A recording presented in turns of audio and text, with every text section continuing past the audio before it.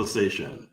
Following on the success of the panel, we decided to broaden our approach to community communication. Cayman Conversation is for the community and with community discussing real topics with real people. I'm your host, Ralph Lewis, and today we shine our spotlight on the Cayman International School and our special guests are Director Jim Urquhart and Mrs. Zion Bodden. Good afternoon, gentlemen. How are you doing today? Good afternoon, Ralph. Thank you for having us. Again, Zion? I'm great, thank you. Excellent, excellent. Cayman International School has launched a new scholarship for students entering years 9, 10, and 11 that will see their school fees at CIS paid for a minimum of 2 years and a maximum of 4 years. During this time, they will undertake the prestigious International Baccalaureate Diploma Study Program, which is recognized the world over, and will place them in good state for further study at some of the top universities. Hi, Jim. It's great to see you again. Please introduce Zion and tell us about the Cayman International School. Sure. First, Ralph, Mr. Ralph, we really appreciate you having us on the inaugural program for Cayman Conversations, and we're very fortunate that one of our guests is Zion, a current high school student at CIS.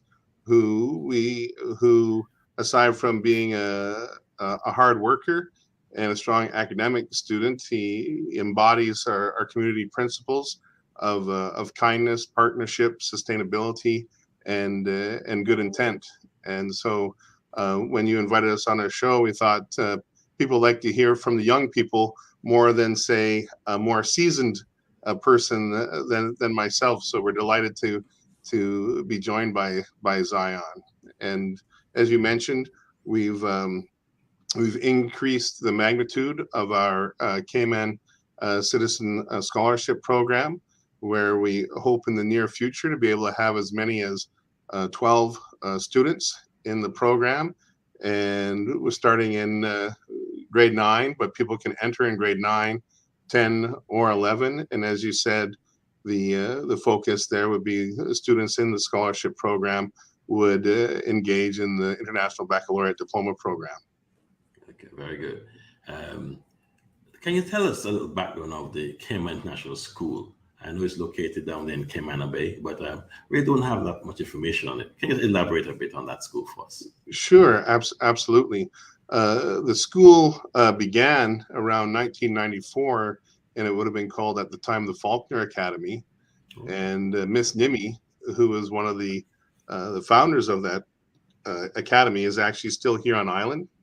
And we're very fortunate that Miss Nimmy sometimes comes by the school and share the history about the origins. At that time, there was 4 students. The school grew to the point where it was about 100 students. And at that time, it became to the size that they felt some more help and involvement would be beneficial. So in the early 2000s, I believe in 2003, International School Services became involved to help with the governing of the school. And at that time, the school's name was changed to Cayman International School, and then eventually moved to this location where we are in Cayman Bay, between kind of the shopping area, I guess the town center of Cayman Bay, and the landfill site, and with Esterly Tibbetts to our south, essentially. And at that time, the buildings through the Claire Dart Foundation, William and Claire Dart Foundation, a series of buildings were built to help support the school.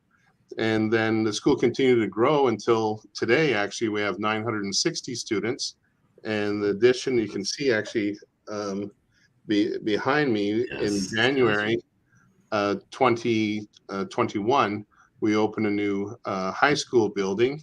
And then this way here in September 2019, opened an early childhood center. And that was through the support of the Kenneth Dart Foundation. And the school does have some financial responsibilities there to ensure that the buildings are upkept. And now we're so happy to be able to welcome students from 2 years old all the way up to grade 12, which some might refer to as year 13 or their final form at the school. Very good. Okay. And Zion, I'm going to bring you into the picture right here. How are you enjoying your school? I absolutely love it. I've been here for 14 years, I think. I've been here since pre-K 3 from the very beginning.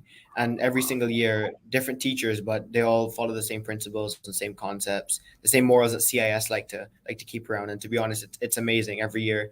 Even though it is different, it still feels like I'm surrounded by people that I enjoy to be around.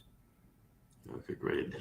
There's some concerns regarding size of classes. Do you feel that your size of classes are optimal? Are they good for your learning abilities? I think it's perfect, to be honest. Like some of our classes, I know, for example, from my math class at least, I only have 9 students, including myself. So I feel like it's almost a one-on-one session. Like I think it's optimal learning. It's amazing, and then it can range up to like 15 students. But even then, it's still like even if I might be working in groups, it still feels like I'm getting direct teaching from the teacher. Yes, okay, excellent. So you say you've been there 14 years. It is. Yeah, I think How, this is my 14th. okay, so you're getting ready to graduate to university, I would Oh no, I suggest. still have 2 more years left of school first. Yeah. Okay, 2 minutes. Okay, right. So, well, I'm sure you're going to be doing well. Okay, Jim, back to you. Could you do you think that there are enough scholarships available in the Cayman Islands? And I've seen recently a number of schools, number of businesses supporting the education. We did an article sometime, a number of scholarships that are available, and we were very impressed. But there are many others, I'm sure, who would love to do further education. And like you said, there are some families who just do not have the means at that point. Do you think that there are enough scholarships available for everyone or most of our students to get access to education? Well, that's a great question, and I think the key word is access to education. My sense worldwide, not just here in the Cayman Islands, is that greater access should be available for education. We know that the world seems to be going slowly in a direction where access to education becomes a financial challenge Yes. to people. And in a perfect world, even in a good world, that access should have greater availability. And our work with expanding the scholarship program is to hope with the notion of enhancing that accessibility, not just from a financial standpoint, but also from a cultural standpoint, from an awareness standpoint. My sense is that though despite this is just my 20th month here in the Cayman Islands, is that the notion that we're a stronger island if the more we're together, and that greater sharing across the island, I think, is critical. And so it's reassuring to hear that many locations are looking to expand scholarship opportunities to increase access and allows people to pursue areas that might be of interest to them that in previous years they might have not given great consideration to. Okay. And thank you for that answer. And we're going to sort of discuss and talk about education at Cayman Islands. I'm not an expert on education, but I feel like by just having conversations with experts like yourself and the student, that I can learn a lot from it. And that's what I love about media. There's so much stuff, information around that. We're just going to talk about it. And so what we want to talk about is the education in the Cayman Islands and how your school fits into that model and how it brings results. And in some countries, education is free. In the Cayman Islands, it's free for some people, not others. And what are thoughts about free education in a community? Is this for Zion or for For you, sorry, for you, yeah. um, I feel and people around the school know that this is one of my soapbox items, is that certainly education and health should be available to all, that it should be a free. Of course, free is a misnomer because we know to be able to make that happen, Yes. there's needs to be some form of getting duties or taxes to Yes, pay of course. for. But certainly, education and health are areas that it makes a society stronger if everybody Yes. has access to that. So my thoughts on that is definitely I'm very much pro free education and access to all. And the irony is not lost on me that I serve as the head of school of a private school that has fees, and yet at the same time that having education be free, and I believe healthcare as well helps Yes. the young people. It helps them be able to make decisions on their learning without the potential burden of finances related to health or education in the background. I think it helps also um, still younger people, but perhaps people in their mid 20s, Yeah. 30s, as they're working to find out more about themselves, more about what's their passion, more about what might be their career or careers, that they're able to make those changes and explore without the worry of what health and education might hold for them in the future. Should they make a wrong turn, or should they make a great turn and be set up well for the future? Yeah, sounds great. Zion, I'm going to switch back to you now. How important is tertiary education to students? And there's some who may just achieve a high school diploma and may go into the workforce. I remember in my days of school, I'm from Montserrat, by the way, and to get a university scholarship, you had to compete with region, a number of islands. So it was very difficult for high school graduates in the territories that I lived in to get a scholarship. So most of us came out of school and went to work, and that was what happened. As I grew up in my career in banking, I went back to school and was able to get my banking degree.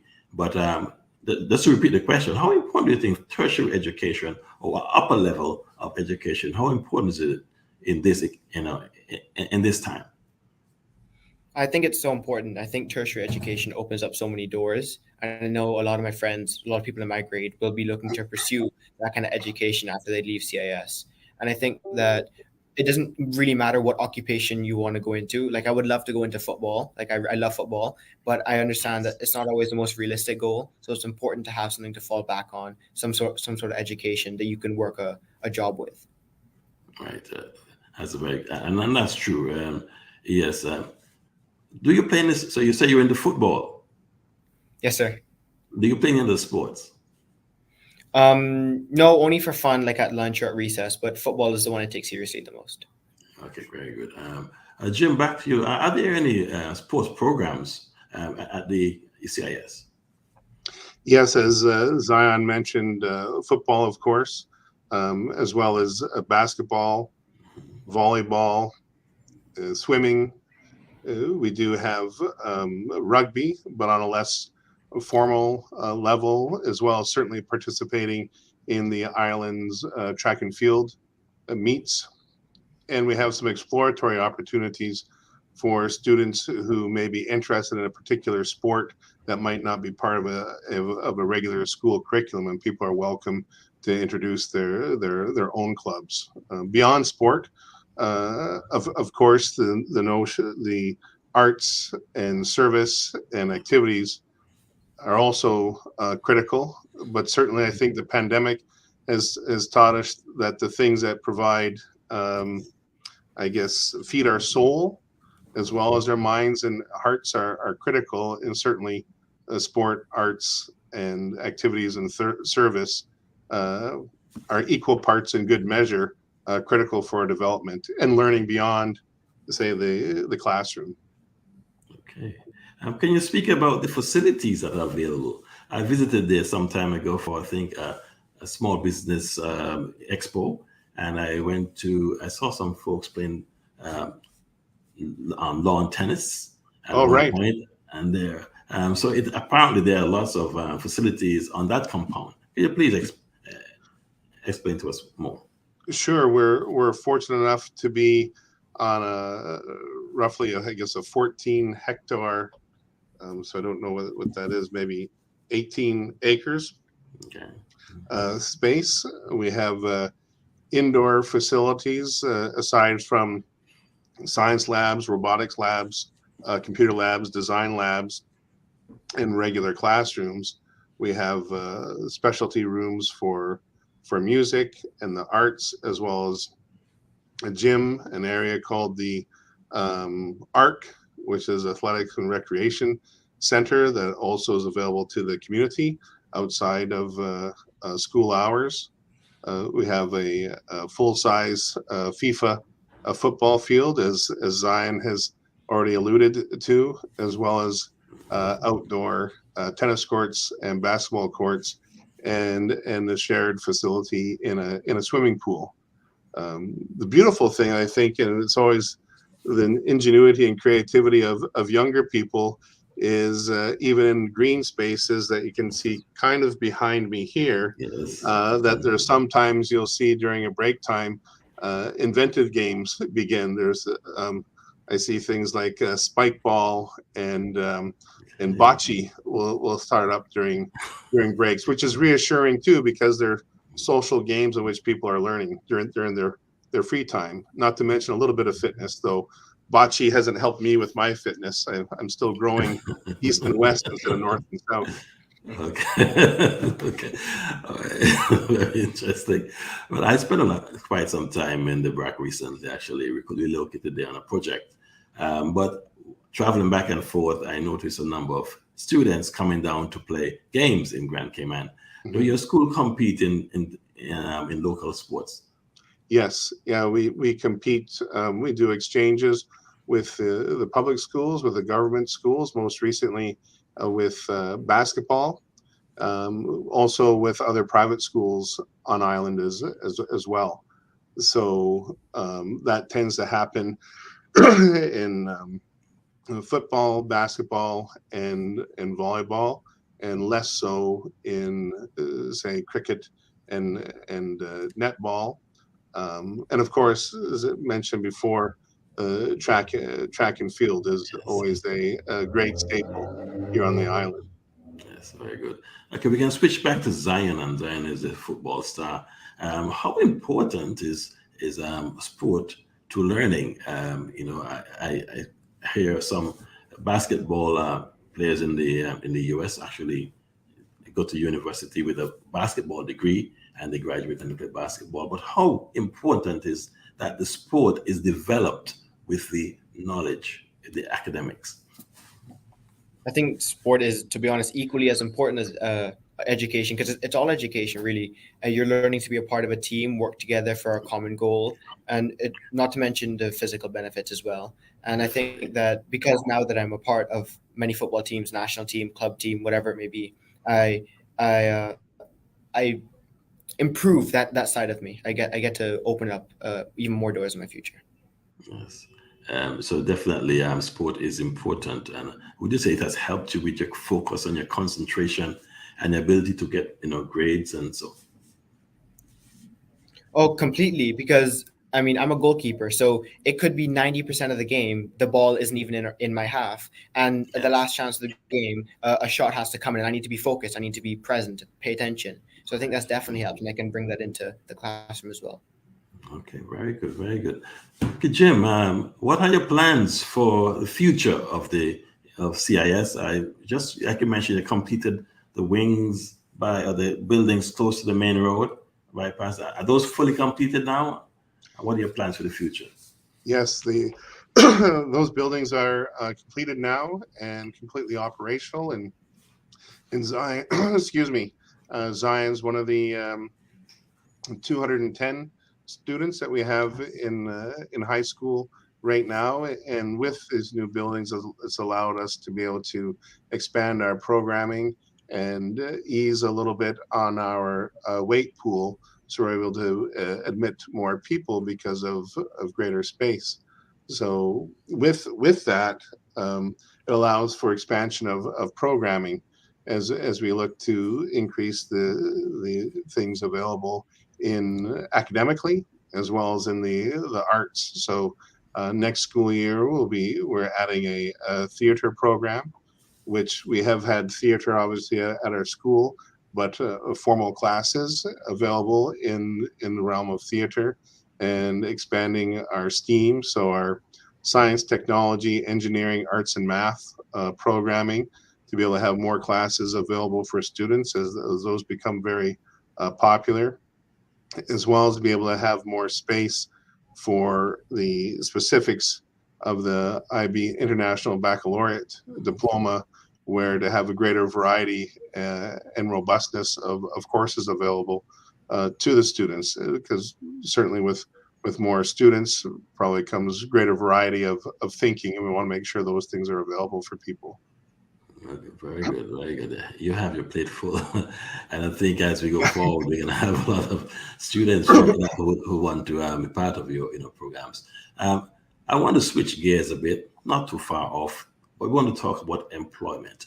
I remember my profession is banking, and I was giving consulting, teaching classes at school on financial discipline and how to manage money. Because what I felt was we were going to school to get education, to get a job, Right. but nobody tells us how to manage the money that we got.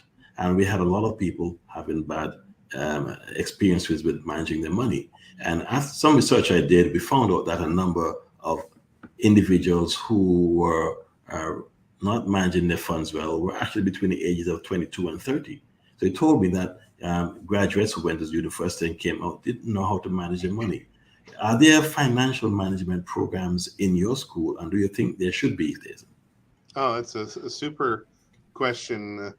First, when I talk with younger teachers, that's something that we work with to make sure that they're managing their money as well as they can. As you know, the Cayman Islands, with people who are involved in diving, that's a very enjoyable endeavor, but it can be costly. Or those that have expensive food tastes and like going to restaurants rather than cooking, people Yes. can spend too much money. So we work with our younger staff, which is Yes. important. It's interesting that you mentioned your research of 22 to 30 years of age. Right now, for the students, we don't have formal programming aside from when students are in grade 12. We have a special week called Senior Week, which essentially is some of those life skills that, quite frankly, schools should probably engage students in earlier. Things from straightforward as learning laundry, having a Yes. couple basic meals that you can learn, cook, and budget for yourself, Right. as well as simple finances of we have a finite amount, and how are you going to budget for yourself. Yes. But these Yes. are in relation to people nearing graduation and soon heading off to tertiary education, or perhaps Right. a gap year. And it is something that I think over time schools have moved away from things, say, in the realm of design and industrial arts and hands-on skills, as well as things particular to life, and Yeah. worried about very broad and meta learning. And so what we try to do is with that senior week to bring in some of those life skills where you go, well, you are so smart, but you don't know how to wash a shirt, Yes. or you're Yes. so smart. And if you're so smart, why are you going out to dinner with friends when you have $50 left in your bank account and you're going out and paying $45 for one meal? How are you going to Yes. make that stretch? So incredibly important for tertiary education and just life beyond, because otherwise it's kind of like, if you don't learn it now, it becomes a very, very expensive lesson. I know. And the writing's on the wall. And as I mentioned, our background in finance, and we hear talk about recession. We hear talk about inflation. The utility company has been putting, messages out, advice. Actually, we sponsor a back page in our weekly newspaper, which is you give it to CUC to help educate, because we are aware that the cost of electricity will increase, as will many other things, and we have to know how to manage our money. And the learning starts from school. I remember stories where kids in the primary school were taught how to manage their little weekly pocket change. And I'm going to switch to Zion right now. Zion, how important do you think is learning to manage money to students and young people when they start to work? Oh, it's so important, and to be honest, I wish we did it even earlier in my school that I'm at now, in CIS, because I would love to learn that, because that's a real life skill. Because even though it's important to learn and be well rounded and learn different subjects, when would you ever be asked to like know the quadratic formula? Almost never. But learning how to cook and clean, like those are everyday things that everyone should know. Yes, I totally agree. At my age, I'm still learning to cook because I tend to eat at restaurants. So I recently went and bought some food, put it in the refrigerator, and sort of motivated me to start to, make some breakfast sometimes. So it's very important. Life skills are so important. Do you have home economics in school, Jim? You have No, those classes?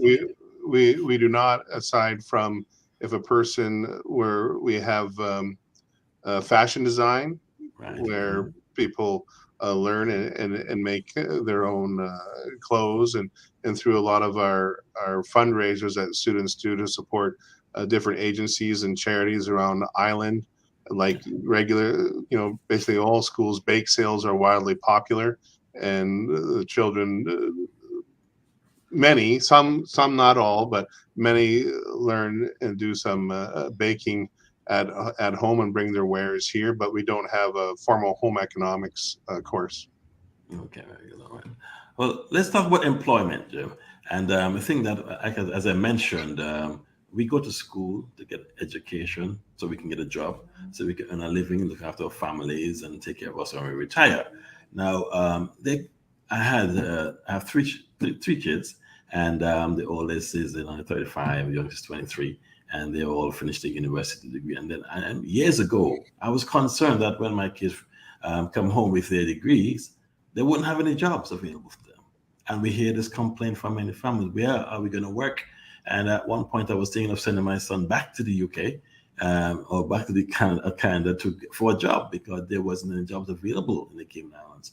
But I think that, speaking from the head of a school, a high school, that is it something that you are encouraging or you're teaching your students about preparing themselves for the job market and what may exist in that job market? Yes, well, certainly we stress that we know that the job market is, the classic idea of right now children, we're learning things in school for jobs that don't currently exist. And so what does that look like? And have that key elements of abilities in there, the ability to communicate gracefully and fluently, to be able to work with people, to be able to learn new skills, to be able to unlearn things that you think were true and way to do things, Yes. and to be able to switch and manage change. We know that these skills help children and adults, for that matter, manage. And what skills do people need to be able to function well in a volatile, um, uncertain, complex, and ambiguous world? And so it's kind of those basic knowledge items are critical. They're important, but the skills and be able to work and think on your feet become far more important. So then, as far as employment, I think that's the scary thing for us as parents. I'm similarly, my two children have graduated from university, and we wonder, what's going to happen. Yes. And I think part of that is for parents now, say compared to our parents, um, they maybe left us alone a little bit more on that and let us be able to make some of those mistakes and be able to learn from those mistakes. And I think now a challenge is parents have worked very hard to provide many things for their children. And one of that is we don't want to see them um, experience challenges of great magnitude, Yes. or not feel hurt, or maybe not even have a boss or perhaps a teacher or a mentor point out areas of improvement, because that hurts. I want to protect my child. Yes. And so I think one of the challenges is how to be comfortable with that. Right. You know, like you said, it wasn't that long ago you'd leave high school and having a high school diploma Yes. opened a lot of doors. That's not the case now. We talk about a bachelor's degree or even a master's degree now being That's right. the norm. So I think it starts earlier, certainly around the dinner table at home, talking with friends, talking with family members that might be, a favorite uncle, a favorite aunt that you can seek advice to from as well, and to be comfortable with changing what you thought you would do. We ask children, okay, you're 17, what are you going to do? Yes. And chances are they might change careers 5, 6, 7, 8. I've even read as high as 14 times.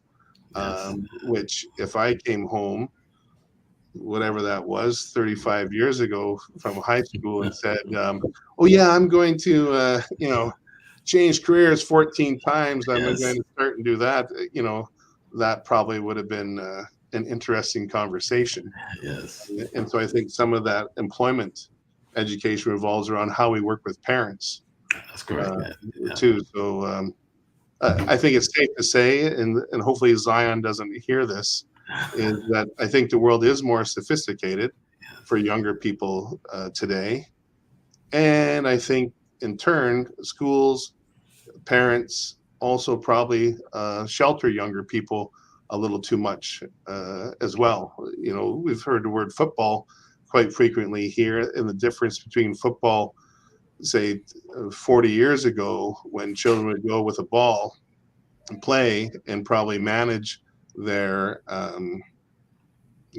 frustrations with each other or things that might not have been Yes. Yes. fair, and be able to learn and sort those out. And now we see children playing football, and you're wondering, are those adults playing football with them as well? And perhaps sometimes stepping in too early and not allowing people to learn from mistakes, which is, Yes. it's easier for us to learn from our own mistakes rather Yes. than trying to learn from other people's mistakes and observing. Okay.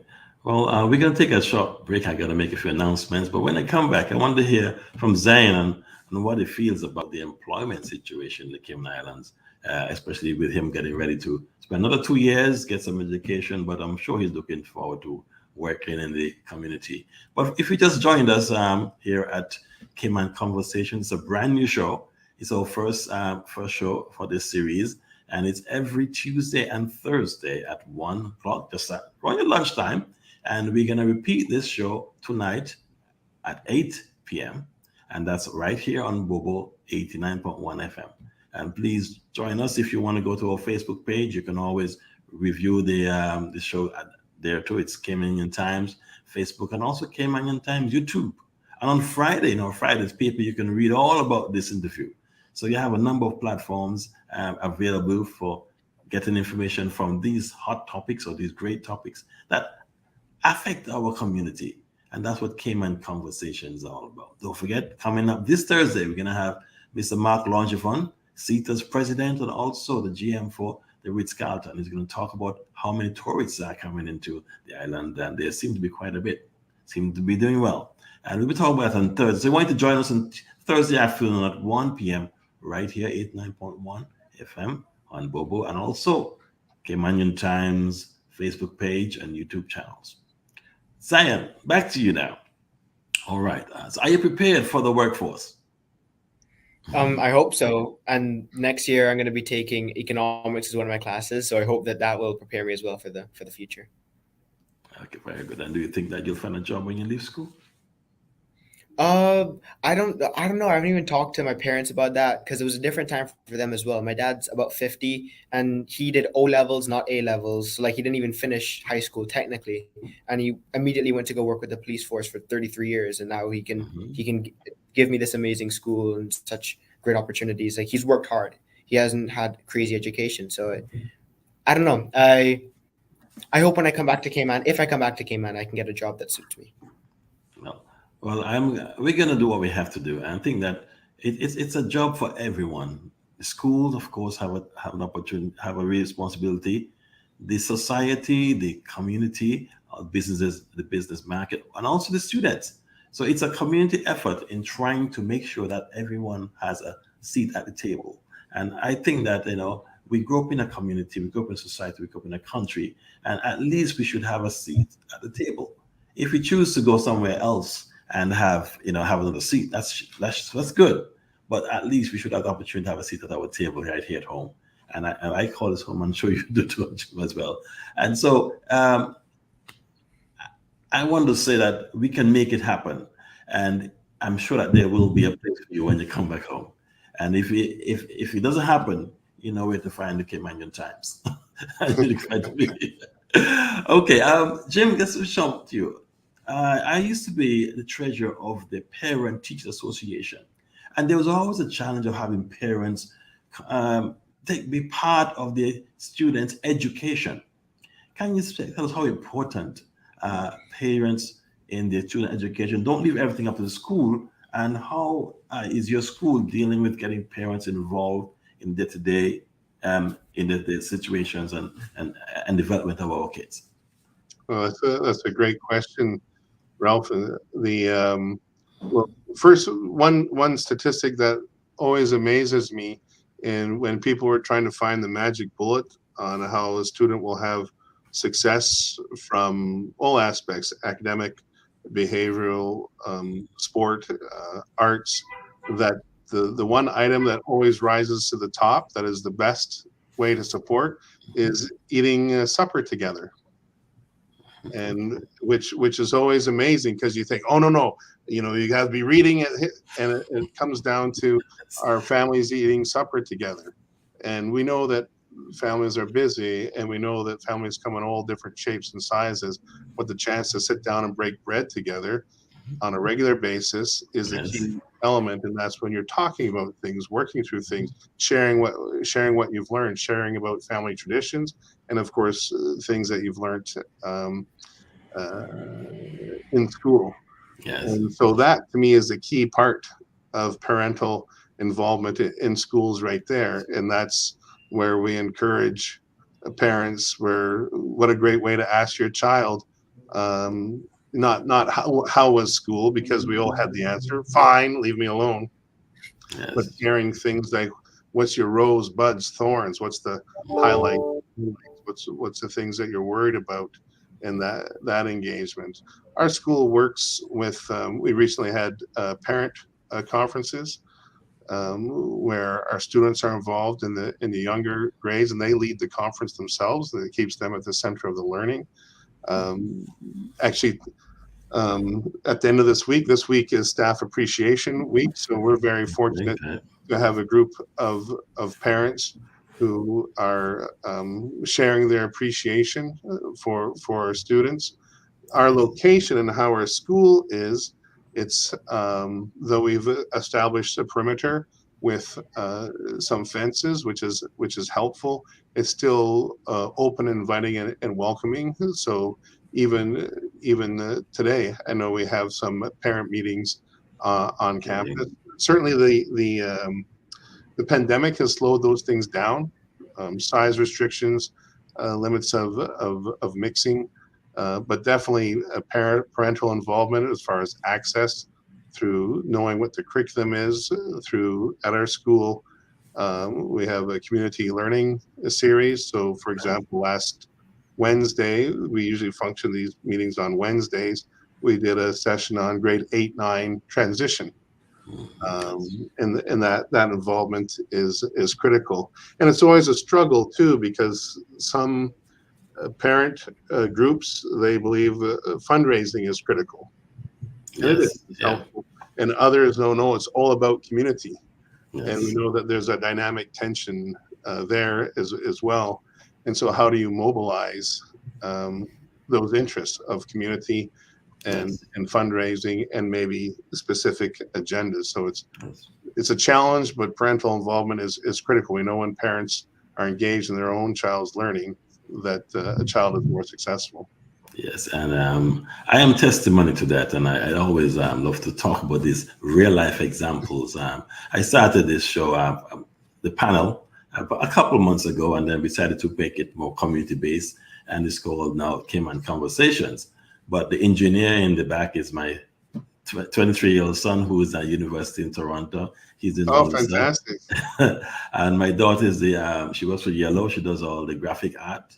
So the ads to see that she does that, and the big boy, he's the one that manages everything in the back and created the intro in about 6 hours last night. So it's Oh, a wow. family. So it's a family operation, and so that's how I think the parents should play a part in the kid's life. I've always, like I said, went to all the PTA meetings, and it has paid off. It has paid off, and it sets that communication, and it sets that example that we have to work together to make it happen.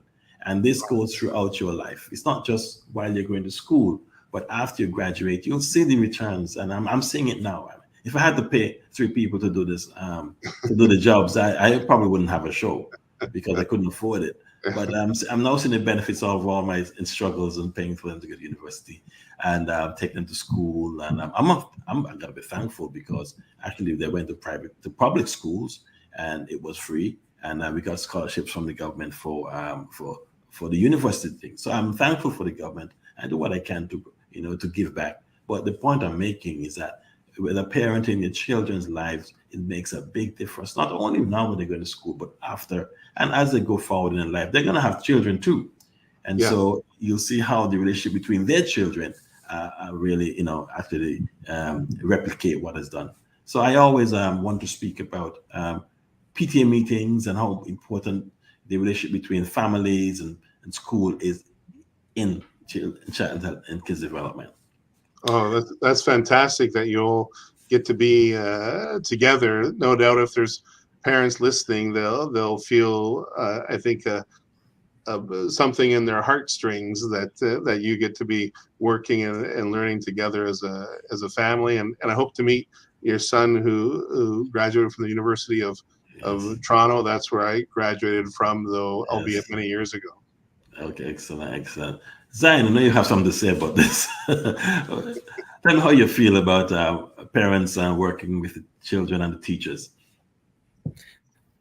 Just agreeing with Mr. Jim, to be honest, mostly on the fact that families come in all different shapes and sizes. And even though, for example, you would have a family dinner, my parents work very long hours and different hours to one another, so I don't always get that Yes, opportunity. But in the mornings, we often go down together, and because I live very far from school, it's a long car ride. So we always right. talk then in the car and engage in certain kind of conversations like that about school and their work sometimes and just life in general. Yeah, that's good. Thanks That's for that great. feedback. It's good. Jim, where do your students come from? Are they from, like Zion said, he had a long car ride, not sure what direction he came from, but where are your students coming from? Are they coming from all around the island? Yeah, they are, like Zion said. We have some students that have quite a trek in the morning, or families gauge the traffic if they're coming out. Say if you're coming out past Bodden Town, those are early risers to avoid Yes. traffic. Our families coming from West Bay, they always chuckle and go, "Huh, no traffic for me." Yes. We do have some who live closer to the school, and their children ride their bikes or take a scooter to school, and some in some walk. So really, it's from all over the island, and then beyond that, we have people from close to 40 different countries at our school, with a quarter, 25% of our students being Caymanian, and then 75% of our students from all around the world. Okay. I know when we started talking about this interview, I think it was Keith, Mr. Mandish, who Mhm. mentioned that actually the school was trying to attract a lot more local people to come on the school. That's one of the reasons for coming on this program, because the program is followed by a lot of local people, and Mhm. I welcome that. And so, could you just comment on that? That you're trying that the kind of Sure. you mentioned a percentage just now. How do Yeah. you plan to improve that? Absolutely. Part of we know that on island that expatriates don't necessarily have access to the public Mhm. school, and then we also know for different reasons. Sometimes people who've been living here in the Cayman Islands for an extended period of time, or this is their generational home, might not be familiar with different schools on the island. And certainly our location, sometimes I guess the Yes. location could be a barrier based on what might be available from a public transport situation. But it is something, our school has the word international in it, and international is always the place where we live Okay. as Yes. well. So Yes. most definitely, we want to build on the 25% Of course. of our student body, and we have the space as well as our staff. We want to make sure that our staff, as you mentioned, employment reflects the nature of our host country and our home where we live, as well as the nature of our globe and what the world looks like. So part certainly is the Cayman citizenship, Cayman Citizen Scholarship, is to continue to expand our collaboration and cooperation with the broader Cayman Islands. Um, but aside from that, I feel it's just a critical part of learning. Some of our students who aren't from here, they need to build appreciation and understanding of their new home. So it's kind of goes both ways for sharing. Okay, very good, very good. I look forward to that day as well. Just talking about the trek to school, I've heard people waking up at 5 in the morning to actually beat the traffic to get to school on time, and going up to 2 hour drive in the morning and 2 hours drive in the afternoon, getting back home, spend 4 hours a day. Do you think your school is well placed, and are you planning to have branches in other areas of the island? The To The the best of my knowledge, we're location. not planning on Okay. further branches at this time. Certainly, as we know, the traffic at certain times of day, we hope that people are able to manage that. I don't know of anybody spending as much as 2 hours in traffic, but we do know that if they're people coming from further away, if it's coming from North Sound or beyond Bodden Town, that it could be 40 minutes. Are people coming from West Bay, even from the very end of West Bay? That's about a 10-minute drive in the morning. And then, of course, people that are nearby in Georgetown, it's just a quick ride, not as much time that might Yes. be needed for, as Zion described, talking with family in the car Uh, ride. For yes. parents out there, that's a great way to capture your children looking in the same direction, and Yes. them hearing your stories. I agree, yeah, and that's a great point. And by the way, we're getting some improvements. The government has said that they're gonna focus on improving the roadworks, and they have been. My Yeah, office manager says that driving to work now is a 2 minute drive. It has improved with the double lane in that in that area. But with the improvement in the roadworks and so on, of course, we should see some yeah. some improvement in the time that's spent on the road. We're getting close to time and we have to say goodbye. But before we get to that point, learning from home, lessons learned in the pandemic. Just let us know what you did during that time briefly for your Sure. school. Um, Ralph, do you want So, Zion or Zain, Uh, you want to speak to that? How did sure. it affect you learning from home Well, during the pandemic? at the beginning, it was kind of like an exciting prospect. Like we didn't really know what to expect, so it's like, oh, a change. Maybe learning from home. I get to sleep in later. I woke up 5 minutes before class started when I was home learning, and it was much easier than having to wake up 3.5 hours or however long I wake up before school. But I think as it continued, I noticed like I missed hanging out with my friends, like during passing periods or at lunch. I miss real interaction with the teacher. And even though like we had our cameras on and we were trying to engage in class, it could not be the same as real life. And I could not have been happier hearing that the next school year that it would have been in person. And I really like that. Okay, very good. Okay. Do you think that you will change your format to include any type of online learning, Jim, or it's back to school as normal? Ralph, we've been fortunate that the last 320 days straight of school, so all of last school year and this school year, we've been able to be in face-to-face learning, and I think that's a tribute to the community's cooperation. There are some things that people might call as COVID keepers or pandemic learnings. We found the way that we do parent conferences and having the online formats has increased participation and increased accessibility to the point where if there happened to be a parent that was off island or is not able to come to the school, or if a person is a grandparent someplace else is able to participate, and that's something that we'll continue to use. The kind of the increased gracefulness around being tech savvy. So some of the platforms that we use as far as sharing, such as in our case Seesaw and Google Classroom, it's been able to be ramped up for some of the teachers that weren't so graceful around technology. It created an environment where they needed to learn quickly.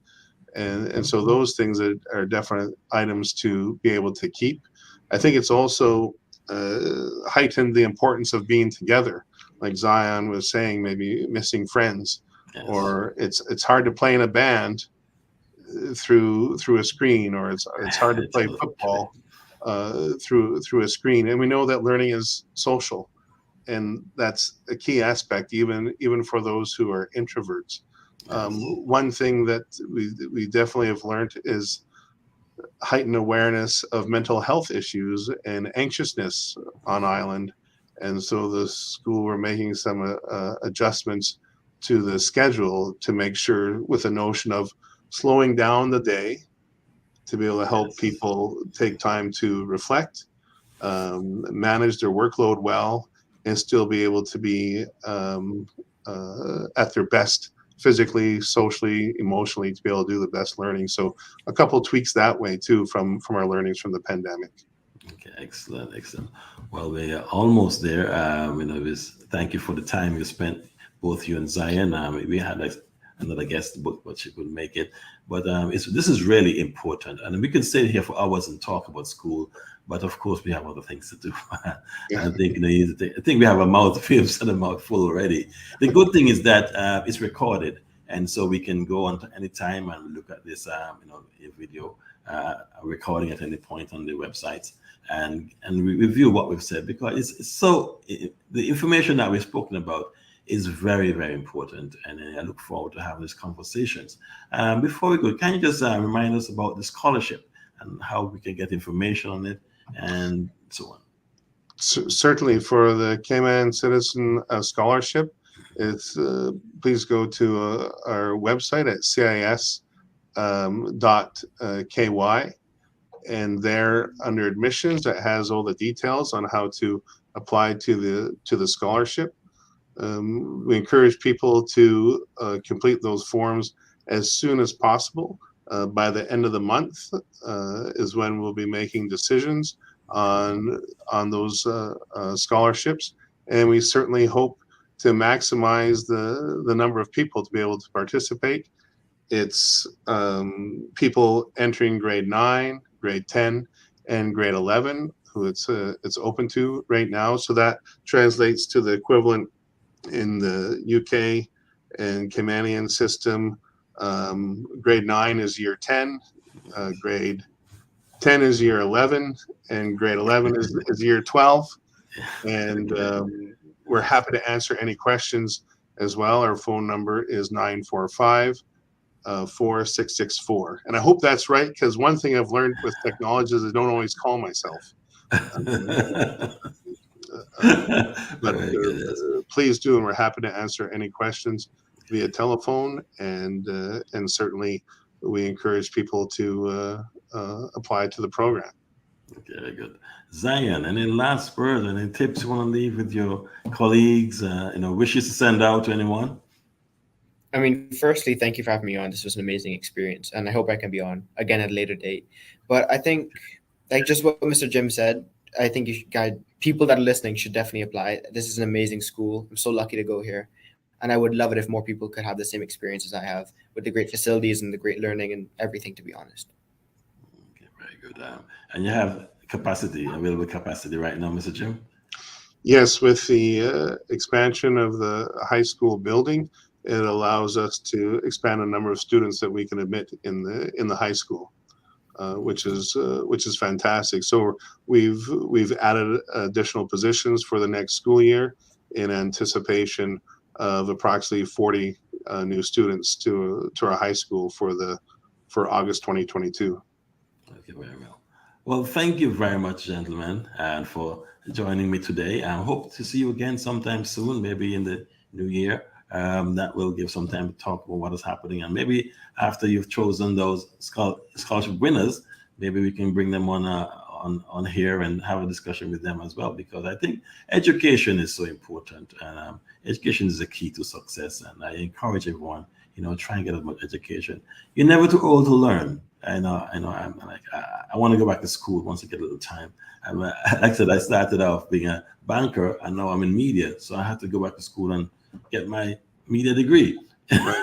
Yeah. But you're never too old to learn, and knowledge is power, and it's so good. And we set example for our kids, and so thank you very much for doing what you do, Zion. I wish you all the best in your studies and your future, and I hope to see you folks again. Thank you for coming on. Thank you so much, Ralph. We really appreciate it. And all the best to your family who's working with you, too. Thank you very much. I appreciate that. Okay. Well, folks, thank you for joining us today. Just remind you, join us again on Thursday at 1 p.m. for a new show. It's called it's Cayman Connection, and we'll have a new guest, Mr. Mark Longifon. On behalf of my team, I'm Ralph saying take care, enjoy the rest of your afternoon and the rest of your lunch. And don't forget, pick up a Caymanian Times tomorrow, Wednesday and Friday. Good evening. Bye-bye. Bye-bye. Thank you.